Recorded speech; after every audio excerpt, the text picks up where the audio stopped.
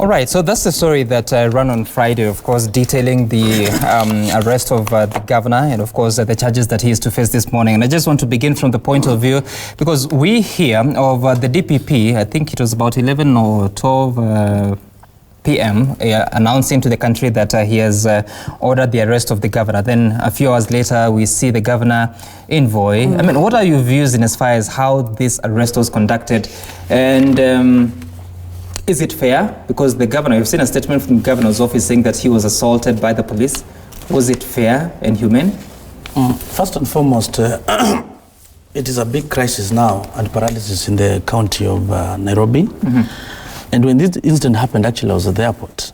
And it is always good, and we've said this many times in Parliament, that when you're arresting a person, you must have that human face. But unfortunately, when we saw the incident, Governor Sonko was roughed up. But when I spoke to some policemen, they said, no, it is the governor, actually, who was violent, and had no otherwise. In fact, one of the policemen said that one of the charges they are supposed to bring, that he assaulted one of the senior police officers. I think it depends with how the incident was. But naturally, police officers, when you're arresting a person, you must have that human face. You must not use violence unless the person to be arrested has proven to be violent. And this crisis in Nairobi, it's a total paralysis because I'm looking at Article 179 of the Constitution, talking about the executive authority vested in the county executive, which is composed of the governor, the deputy, and the county executive. And an incident like this, the governor is not there. We thought the deputy governor will take off. The deputy governor is not there. So what happens? It is actually a total crisis. Right. Yep. We'll be looking at that in detail. But you look at, I still want to question about how the arrest was made, because there has been several complaints by different political leaders saying that the manner in which arrests are made it's not fair, that there's a bit of drama in the media. And then after that, we see the prosecution asking for more time to conclude on investigations. When you look at this new case now of Governor Sonko, what comes to mind as far as the fight against corruption is concerned? Yeah, first of all, let me declare my interest. I'm one of the advocates who will be representing Governor Sonko this morning in court, and I've been his lawyer for quite some time. I want to say that if you review the whole footage, the person who started the trouble were the police themselves. There's a police officer who slapped him. And that is where things, turned chaotic. And I believe somebody of the level of a governor should actually be asked to avail themselves to ESCC headquarters or police station, and I believe they will. If somebody wants to arrest me, I will present myself. I don't need to be wrapped up or to be looked for. And I believe there's this habit nowadays of looking for people on Thursdays or particularly Fridays, and especially if you are an elected leader, so that you can be humiliated the whole weekend, denied bond and things like that. I want to say that the constitution is clear. Even though you are the wakili of the governor, yes, they say that he was escaping arrest, and that is why one phone is said to have been riding on the SGR. He has changed phones 17 times. No. The Governor Sonko. Would you really expect Governor Sonko to present has one Airtel line which has been on for a long time and for many years. And even that particular morning, I rang him and I was able to get him on that particular mobile phone. He has other numbers used by his assistants. But I can assure you his Airtel line is always on. Okay. There was a meeting of Nairobi County in Mombasa, and that's what he was going to attend to. So he was still going to appear publicly in Mombasa. And of late, for the last 1 year or so, he's been going by road. It's been his practice for a long time now, almost a year plus. He's been going to Mombasa by road. All right, Honorable Manzo, as Member of Parliament also for Makwini, which has been upheld quite highly in terms of your governor and what he does on the ground, also being a lawyer that is representing Honorable Governor Sonko. This arrest, is it genuine or is it another politicking action that we are seeing? It could be both. First of all, an accused person has some rights. And whoever somebody is accused, then they should be taken to court. Nobody is saying no one should not be taken to court. Anybody who is accused of an offense should be taken to court, and the court should be either convict that person or clear that person. And everybody is presumed by the law to be innocent up to the day they are convicted by a court of law. All right, Honorable William Kamket, where is this arrest coming now? Why now? Why now? Yes.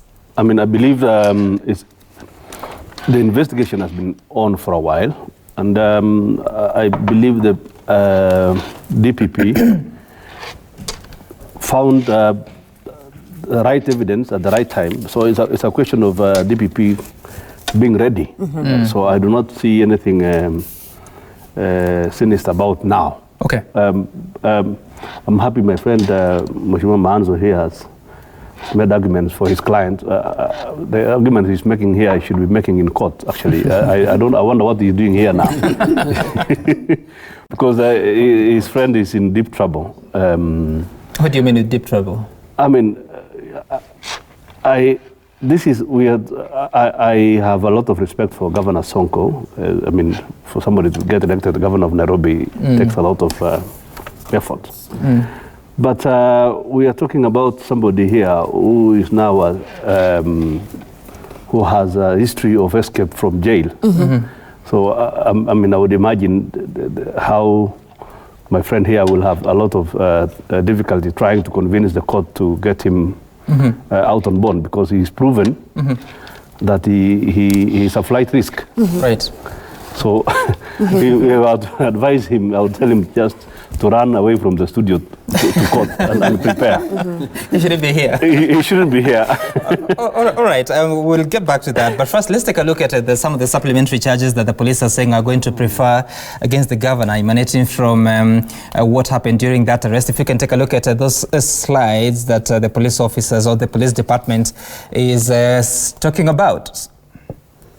So during the arrest, he became abusive, unruly and violent in an attempt to resist arrest. This is according to the National Police Service. They're talking about the governor. We go to the next one that, well, takes a while. He assaulted and injured the senior police officer leading the team. And finally, that the police will prefer assault and other related charges against the governor. So already they are threatening to, of course, add those charges to whatever he's facing in as far as the corruption case is concerned. But Honorable Oluoch, when a governor, because the communication team from the governor's office is claiming that he was assaulted by the police officers and he was only trying to defend himself, we see him uttering some words. We don't exactly hear what he's saying. I mean, who is wrong here, or are both wrong? Because you see an officer charging against the governor when that arrest is happening. To be fair, that footage doesn't tell us the whole story. One thing is clear is that we see a part in which the governor is screaming. Presumably, then something happened to him. We also see, which is undisputed, a situation in which the governor appears to be either head-butting somebody or appearing to be bending as if, there is a claim that either he beat somebody, and then we see the police officer charging back. And I think, I presume that is in response to either some form of assault or something that the governor may have done. Who started what, when, then become a question of conjecture. What it appears to me in the circumstances to suggest is that the claim of assault or resisting arrest will be preferred. As to whether or not this was in self-defense, that's something that I think the lawyer here will be advancing as a defense in his aid. But I think also, secondly, you asked the question as to why now. That's one question. And then secondly, how do we treat arrested person? I think the Constitution is very clear. Arrested persons are covered under Article 49, I believe, of the Constitution. You're entitled to arrest and also entitled to use reasonable force. In the circumstances, you will have to judge based on every circumstances. Was one, the governor resisting arrest? Was the governor attempting to either manhandle or use his... And if you think about it, and thinking about the persona of Sonko, it will not help him very much. One, that he seems very bullish, he has branded guns, and he has appeared to use his people and goods around him, which may suggest that it is very possible that he was either going to resist, bully, abuse, or do something that suggests within his character that he may be capable or was able to do those things. You're the member of parliament of our constituency that's within Nairobi, so I'm sure this is a concern for you and your voters. But the fact that the Council of Governors would come out and say, and even call for a meeting, an emergency meeting with the president, and what would be so different about this crisis of Mike Governor Sonko Mbuvi that we have not seen the same COG doing with Fenlewe Titu and Moses Leno Kulal, who are also facing charges in court? Is it the fact that Nairobi is also lacking a deputy? Is that why this case is so unique? That the fact that you have the Council of Governors is calling on the president? I think the panic of the Council of Governors may be twofold. One is that Nairobi County is in the unique circumstances of one not having a deputy governor. So it is not very clear that in the absence of a governor, in the circumstances we are in, that who's going to act. But I've quickly looked at my constitution, that Article 182.4. It seems to suggest that in the absence of both the governor and the deputy governor, then the speaker would act for 60 days. But the operative word there that is used is the word in the event of a vacancy. So we need to interpret what is a vacancy. And then it also talks about vacation from office. You may vacate from office if you're charged of a criminal offense. The governor hasn't quite been charged. And Article 99 would then say that even when you're charged, you need to exhaust your rights of appeal, and I'm sure. But then you need to balance that, which is also the second worry of the Council of Governors, is that in an attempt to breathe life to Article 73 of the Constitution and the Ethics and Anti-Corruption Crimes Act, I think the ruling by Justice Mumbi Ngugi seems to have suggested that when you're charged, you step aside. If you step aside, then the deputy, we don't have a deputy. Those are the unique circumstances. The situation here, thirdly, is one in which the governor knowingly or unknowingly has dug a pit which he now falls into. This has caught up with him. He seems to have been reluctant to appoint a deputy governor, and then he seems to have been suggesting that I appointed one and they refused to appoint him. That was Miguna. And then thirdly, he seems to be relying on a bill that is in the process and which has not become law. Right. So the circumstances seems to send a panic, I think, to the Council of Governors that we may run into a crisis. Article 182.4 may not really be a straitjacket, which then suggests to me that the Speaker may not automatically be able to act because you can't quite say that there is a vacancy. So my view, other than going to the president, because I see what the president will do. The president has gone and says, if you're caught on corruption, don't call me because the phone calls went dead. I think that phone call from the Council of Governors will also not be answered. If I was the Council of Governors or the Senate, I would go to the Supreme Court and seek an advisory that in the unique circumstances in which Nairobi finds itself too, what happens? The Supreme Court may very well say that the word vacancy may broadly be construed to include the circumstance in which Nairobi County finds itself, and therefore the Speaker may lawfully act. So, do you then say that you may act for how many days? Because Constitution says 60 days. 60 days before an election. Yes, and then it says an election. Yet Governor Sonko has not quite already properly been removed. So the Supreme Court may be the place to go to interpret the situation. But at the end of the day, Nairobi has a long way to go from all those options you've given us. Yes, it does. And then the circumstances of Nairobi, because also Nairobi is a city, it hosts all these international organizations. Everybody and anything is within Nairobi city. So it's a very, very delicate situation for everybody. I don't know, Dr. Chris Omala, I don't know what your reading of the law is, because like he says, there has to be a vacancy before a speaker can act. But now we find ourselves in this situation where no deputy governor, most of the CECs are in acting capacity. I'm not sure the executive is able to offer its services like it should. What do you think should happen? I think there's a law on the floor of the House that we're trying to operationalize, those specifics. And as my colleague has clearly put it, I think it's when we're doing the second reading, this was a Senate law, and it's going to take a bit of some time for it to go through. And I think for now, as my colleague has clearly put it, there's a lot of dilemma. We don't have specifics. And when you look at Article 182, clearly in the interpretation of a vacancy, and looking at the context of Nairobi, really, it does not really add up.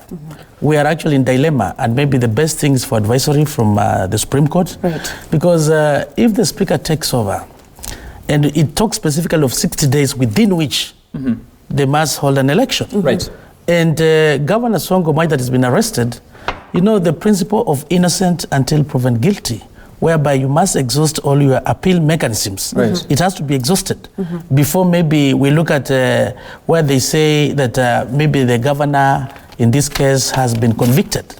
So we don't even know what are the real charges that we're going to see. And as my colleague has put it under Article 49, the rights of arrested person, we want to see the charge sheet because we've been told of corruption. We've been told of cases of assault, resisting arrest. We've also been told that he had escaped from prison, Honorable Kamket, where he was serving for 4 years, and whereby, you know, in such a situation... But I don't think it's part of the current charge. We don't know. We don't know. We don't know yet. That's why I said we need to see on the light touch. Okay, you said he escaped. It's not me who was serving or who escaped. It's Governor Sonko. Okay, so you say Governor Sonko. So it is him to substantiate. Okay. Now, in this case, if you've been convicted, you are serving a jail term, and you escaped, and now they get hold of you. Where when you go back to serve the balance, and in the law it says if you are convicted more than 12 months, there is a vacancy. So Nairobi, most likely, depending on things the way going to be, we're likely to have a by-election. All right. We'll see maybe about as we that. move on. It will depend with the interpretation of the law as we move on, and maybe if we go to Supreme Court for purposes of advisory. Right. Yeah. Well, the good thing is that we have one of his advocates here, so we'll see. Speaking of which, we need to take a commercial break. We'll be right back with this conversation.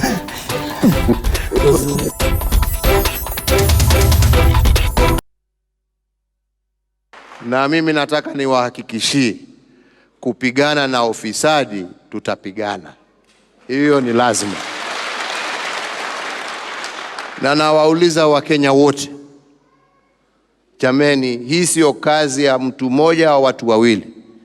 Hii ni jukumu letu sisi wote, wananchi milioni 47 wa jamhuri hii yetu ya Kenya. Na tuache kuingiza siasa katika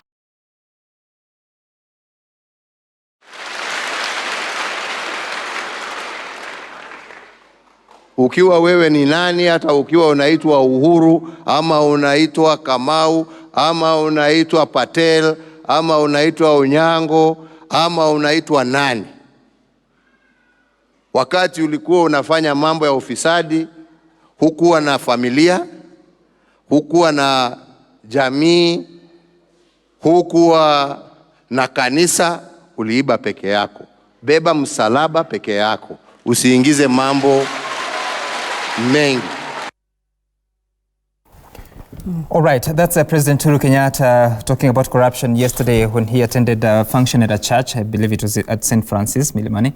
And of course, there's so many details coming in. We understand that the governor of Nairobi, Mike Sonko, will be arraigned shortly, but some of the charges will include the assault charges as has been proposed or indicated by the Police Service Commission in a statement that they released, but also several other charges that we also be looking at. And as far as corruption is concerned, he's accused of embezzling up to 357 million shillings alongside other individuals to the tune of about 15 other individuals and 4 firms. So those are the allegations. But getting back to the situation in Nairobi, we're asking ourselves the question, because you've seen in the county government of Samburu and Kiambu, the governors have been arraigned on cases of corruption and have been barred from accessing their offices. And this is stemming from the Justice Mumbi Ngugi ruling that sought to have officers or senior officers including governors in such a situation not accessing the office. So should that happen, we're asking ourselves the question. There's no deputy governor and that would appear to be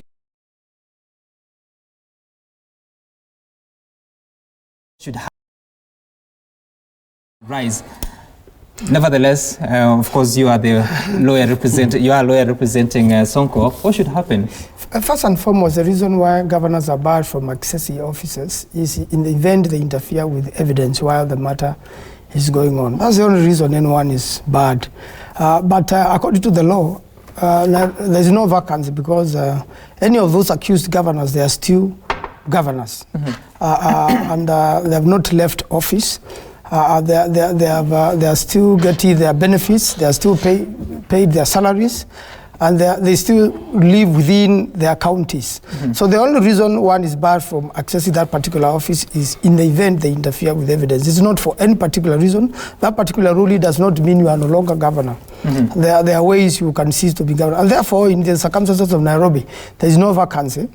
Because even if you are not released on bail for one reason or another, of which bail is an entitlement under the new constitution. Right. Even people who have committed murder or worse crimes have been released on bail. So I don't see why any court will deny Governor Sonko bail. You cannot bring in other strenuous cases or old histories. You deal with a particular specific case at a time. In fact, this issue of resisting arrest and assault are just sideshows.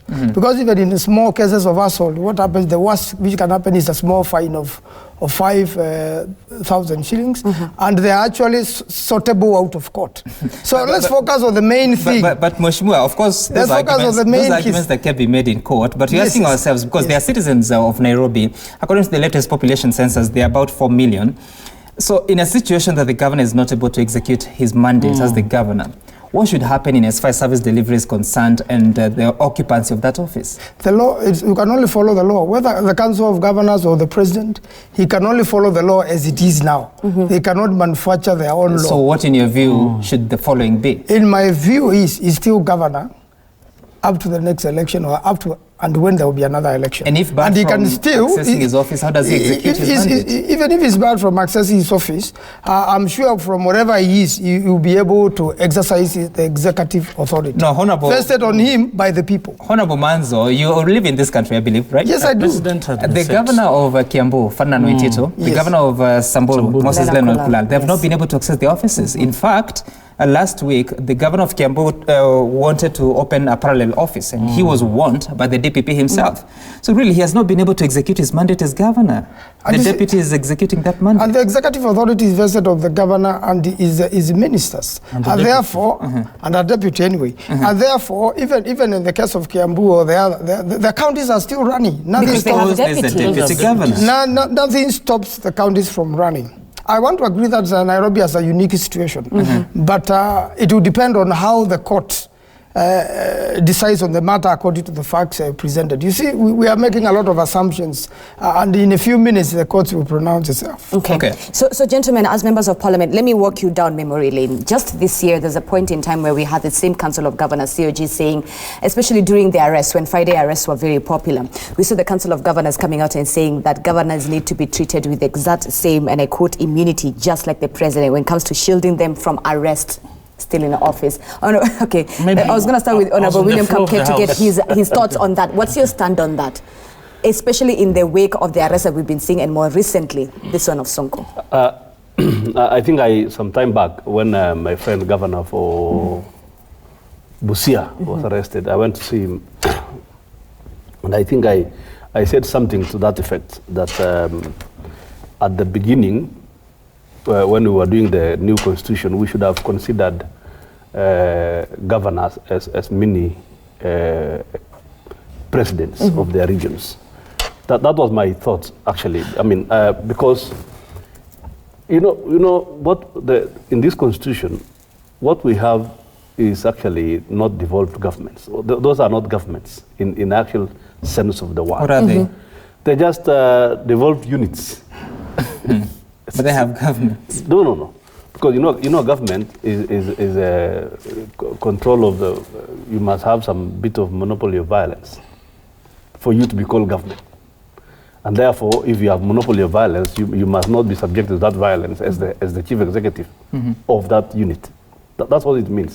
But so what we have, yes. At the end of the day, even as you were saying that is something that perhaps you supported at that time, the fact that it's coming when arrests are happening, is that a genuine concern by the Council of Governors? They're saying that governors should be somehow respected or treated with the same immunity as a president. Why wasn't this coming before the arrests were starting? No, it should have happened when we were making the constitution. But now that it's not there, we have to deal with the situation as it is now.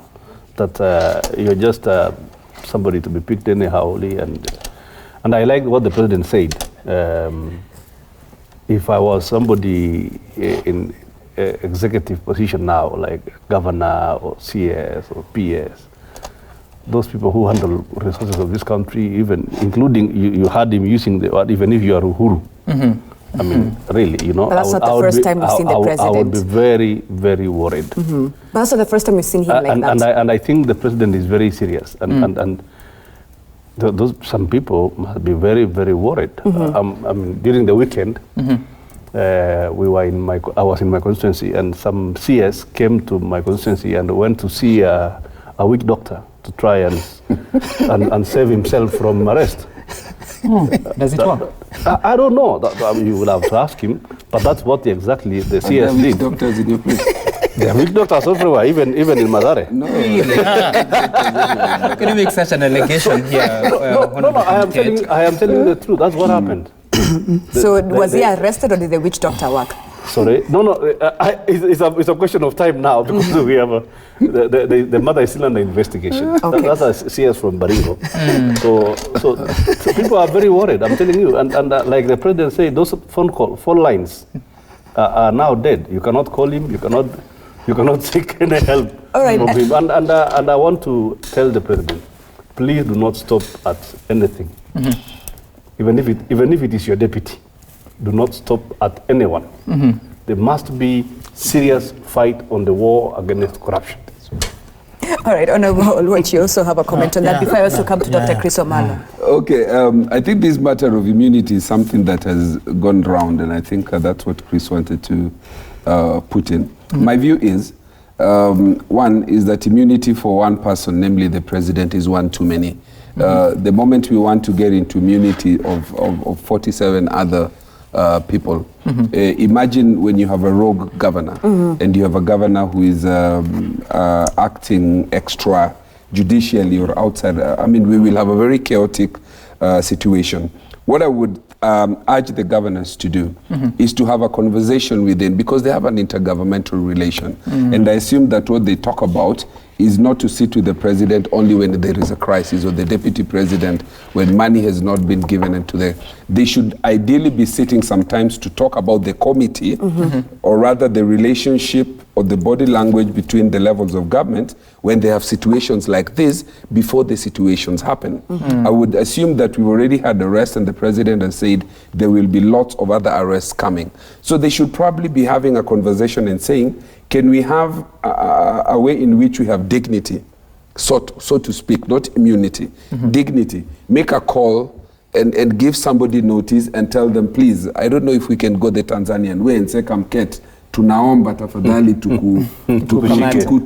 tukusindikize katika chumba cha mahojiano, tuende tujadiliane hizi jambo. I mean, there should be a way in which some conversation comes into place. And then lastly, if you look at it against the context of Article 47, if the police really implemented these rights, we shouldn't be having this conversation about immunity.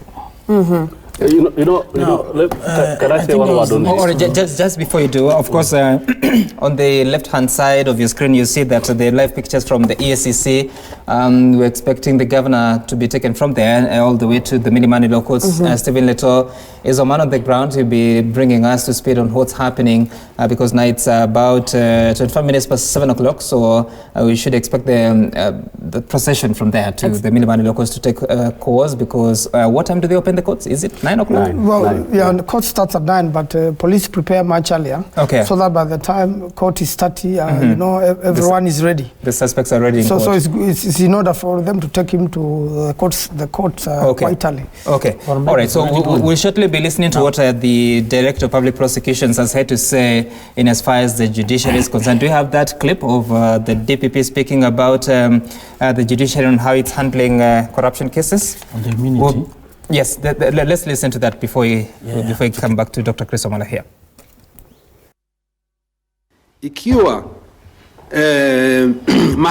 watu wa mahakama judiciary watasema wao hawawezi kuchunguzwa, basi polisi pia watasema, na sisi pia tutasema, na magavana na wengine pia watasema wasichunguzwe. Tuache waende kwa disciplinary PSC, Public Service Commission ama Parliamentary Service Commission. Sasa itakuwaje hivyo jameni? Na watu wamevunja sheria na tumeona kwamba ni uhalifu. Ikiwa madawa imepotea, na huyu magistrate alikuwa anajua wazi ya kwamba madawa haifai kuwekwa ndani ya kotini, ikiwa ni madawa na silaha, bunduki ama mabomu, inatakikana iwekwe kwa strong room ya polisi, na hii ni sheria ipo. Kwa hivyo utasemaje ya kwamba hiyo ni discretion yake? Sheria haiprovide hiyo discretion. Sheria imesema ya kwamba ikiwa hizo vifaa ziko, lazima iwekwe kwa polisi na ichungwe hapo, lakini alifanya kwa maksudi. Sisi tuna ushahidi ya kwamba ndio iweze kupotea na kuibwa, na hiyo ndio ushahidi tunataka kuweka kotini. Kwa nini tusiruhusiwe? Swali ndio hilo. All right, that's the DPP. He's talking about a case where I believe a magistrate has been suspended and taken before court, but now the court has ruled that he cannot be prosecuted as far as that matter is concerned. But the larger conversation has been, every time there are similar cases or corruption cases taken before court, the blame appears to be on the judiciary, because they are said that they are releasing suspects on bail. How do we settle this conversation between people blaming each other, and we're just about to witness another case in court of a powerful officer? How do we deal with this? Now, I think we need to refine the law, because like on the issue of the judiciary, you know, they are the ones who make determination based on the evidence given. And in most cases, their rulings, normally they're in favor of one of their own. And I do support the DPP on that matter. But even the DPP, all his issues, he has to take them to court. At the end of the day, yes. Absolutely. But now, going back to immunity, this law came to Parliament. And as my colleagues had put it, I think Honorable Anthony Roach, I think it was a Senate law. But it was rejected by the National Assembly, whereby the governors wanted to be to have that protection from legal proceedings, be it criminal or civil in nature. When you look at Article 143 of the Constitution, you find the president. You cannot take the president to court, whether on a civil matter or a criminal matter. And this is also maybe matters of the sovereignty. While serving. When you are serving. Yes. Of course, you are the president when you are serving. It can only come afterwards. So the governors wanted to enjoy the same. But again, under Article 133 of the power of mercy, it's only vested in the presidency. So our argument was, does it mean that the governors will also have these powers? And the issue is, when it was debated on the floor of the House, majority of people said, no, we cannot allow that, because as we talk about sovereignty of the state, when it comes to the county government, in case of a crisis or war in the county government, the national government can take over. So it's not a big deal. But if it's a nation, you have your own president, and is going through the courts or whatever the case, you can't expect another president to come and take over. Maybe that was the big argument. But in terms of immunity, the governors, nobody's above the law. It's only the president, maybe under Article 143, when he's still serving. That's when he enjoys that protection from the legal proceedings. And there was one of the legislators on the floor of the House who said, no, governors should, just like any other. So in this case, what Governor Paranya was calling on the president has no powers on a matter like this. And look at the independence of the arms of government. What is happening in the courts and the executive, it cannot be interfered. So by him saying that they call upon the summit, I don't know under what law. I've tried to go through the County Government Act, I've gone through all over, I can't see any law. Okay, let me rope in Honorable William Kamket. The issue of bail versus judiciary being accused of defeating or rather crippling the war on graft, how do we settle this debate? Because at the end of the day, bail is your human rights, a constitutional right, but then and also judiciary is still on this other side, is being blamed for dragging this war. No, it's a very delicate balance, dicey actually, because the bail is constitutional, and judiciary, like the DPP was saying, has been seen to shield their own. So it's a very. So where else do you turn to? There is nowhere else. It's just the judiciary, in however skewed their treatment of their own it is. So it's a very dicey situation. Yeah. So, I can see your sword. Yes, you know, as a lawyer, I've been in the courts for quite some time, and I want to say that courts are very independent. and you cannot really interfere with the independence of a judicial officer.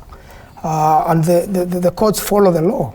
So it is up to the DPP to present credible evidence in court and without politicizing issues, because I also want to blame the prosecution, not just this particular DPP, for politicizing issues and wanting to handle court cases through the press. Court cases are handled in court. Present your evidence. If you lose, you have a right of appeal. And there are quite a number of courts you can appeal from the High Court to Court of Appeal to Supreme Court. But Honorable Manzo, and I want to take it to Honorable Loch here, because the DPP is not coming from nowhere. He has had this constant cry against the judiciary that several matters are taken before them and then they end up the way they are. You recall the case against the Deputy Chief Justice Philomena Mwilu and how it went, and the DPP obviously was saying, despite the fact that there's an argument that that matter should be handled by the JSC, it was of a nature that should be taken before the courts. So how do we exit from all that confusion? Of course, everyone arguing from their corner, they think that they're right. In my view, it's really a matter of seeing which is the neater way of dealing with these things. I see where the DPP is coming from. If in the process of trying to conduct the proceeding, the magistrate aided and abetted defeating justice by not following procedure about how you keep exhibits, where you need to store them, deliberately just leaving them in circumstances where they could get lost. If that happened, then they cannot run under the protection of independence of the judiciary, and also what you call decisional independence. A judge or a magistrate is protected in the execution of their duties, and you cannot hold them liable for a decision they make. In the process of that, if it's within the discharge of their duty. But there is a boundary, which is what I think the DPP is trying to bring, is that if the judge, the magistrate acted outside these confines and actually entered the ambit or the territory of aiding and abetting a crime, then you cannot argue independence. Now, if you go back to the one of the Deputy Chief Justice, right, my view has always been is that the way you handle the case of a president, sitting president, during the time you cannot take them through proceedings for obvious reasons. There is a very delicate balance you need to strike about touching the office of the Chief Justice and the Deputy Chief Justice while they are in office, to the extent that this may have an impact on the independence of that office itself. In the circumstances where this is not criminal, this was actually civil, I would myself think the neater way to have gone about this is to let the judicial service deal with this.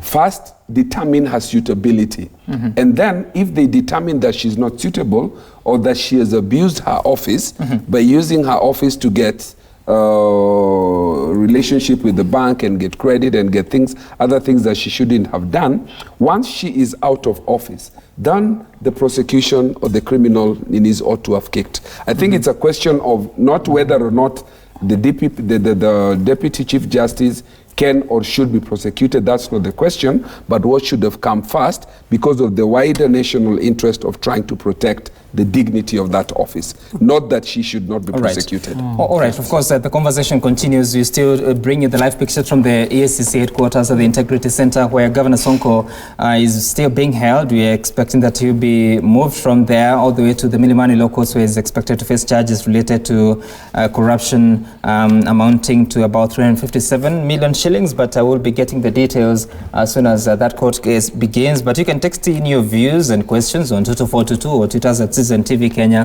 Asam Gituku at Zinzi_K, the hashtag uses daybreak. When we come back, we'll be talking about the latest, and especially to do with the Building Bridges initiative is concerned. There appears to be some consensus building, albeit people speaking from their corners. We'll be looking at that and whether the future is indeed in this BBI, but we'll also be keeping a look on what's happening from the Integrity Center. But for now, we take a break.